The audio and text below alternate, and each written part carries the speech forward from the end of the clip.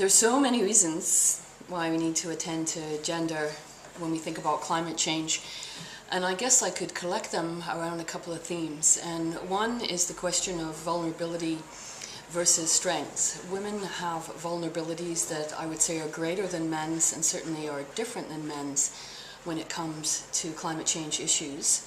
And secondly, women have specialized knowledge and skills that can be brought to adaptation efforts. So there's the justice issue in which the costs of climate degradation are disproportionately put on the shoulders of women. There's also the issue of women being the primary caretakers of the family, the home, and children in many countries, if not all countries throughout the world. So that role gives women needs that are, their life is so strongly impacted, their capacity to care for their children is impacted by climate change, and they need help and support. And because women make up such a large proportion of the global poor, women can have the least resources in some instances to respond to climate change. So they need support, but also they need for their voices to be heard so that they can speak to what their needs are, and also so they can speak to what knowledge they have and how they can contribute to adaptation, because many women throughout the world are already adapting. I'd like to dispel the myth that climate change is a problem we need to worry about for the future. It's something that is impacting people throughout the planet now, and in particular the global poor in developing countries are already being affected. So by attending to women's needs, we can address the justice issues, and also we can find unrecognized resources for responding to climate change. I've chosen quite specifically to work in Ghana. I also have developing work in India. So what I do in Ghana is I work with subsistence women farmers in the north of Ghana. They live in dry, semi-arid, semi-desert. Technically it's called Sudan Sahel ecosystem, and they need to feed their families. So I speak to them about climate change impacts and how their world has changed. So most of them describe how 20 years ago or 30 years ago there were many trees and it was a very green area, and now it's brown, and now it's very hard to eke a living from the soil. They're also supporting a second generation. They raised their children, and now their grandmothers supporting their grandchildren, because urban migration isn't something that happens just with fathers now. It also happens with mothers, and the children then go to the grandmother to be cared for and fed and looked after. So by working with these women, I've been able to learn a lot myself about climate change impacts, but also find ways to help bring their voice to policy context, because policy can be very disconnected from women's on-the-ground experience. And interestingly, these women have different kinds of millet is what they first inform. They grow a variety of crops, but they grow 3 particular kinds of millet.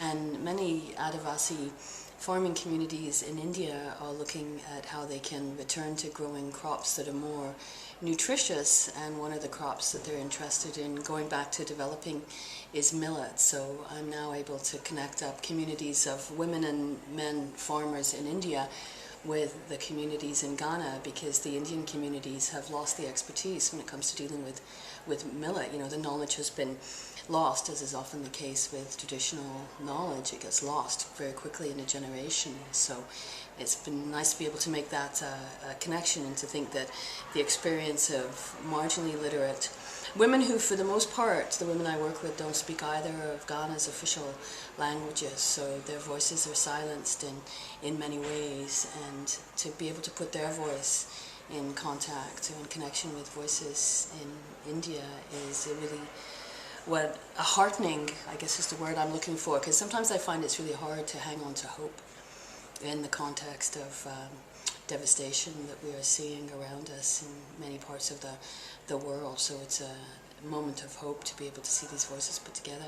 One thing that's been a challenge for me in my work is I'm actually trained as a philosopher, but then I want to go and use these sociological methods of data collection in order to connect women's voices with policymakers. And interdisciplinarity is clearly what we need when it comes to environmental challenges, as well as peace challenges and other challenges that face the human species now. But unfortunately, our knowledge is still divided up in the traditional disciplines. So even though interdisciplinarity is the rhetoric of choice. When it comes to the practicality of implementing it, it's very hard to do. So I found that it was really challenging to break into the funding circuit working from an interdisciplinary perspective, but clearly that's what we need to do. We need humanists and scientists, because if you listen strictly to the voice of the scientists, and the IPCCAR4 would be an exception to this because their document focused strongly on issues of social justice. I was surprised the extent to which that came through, but I think that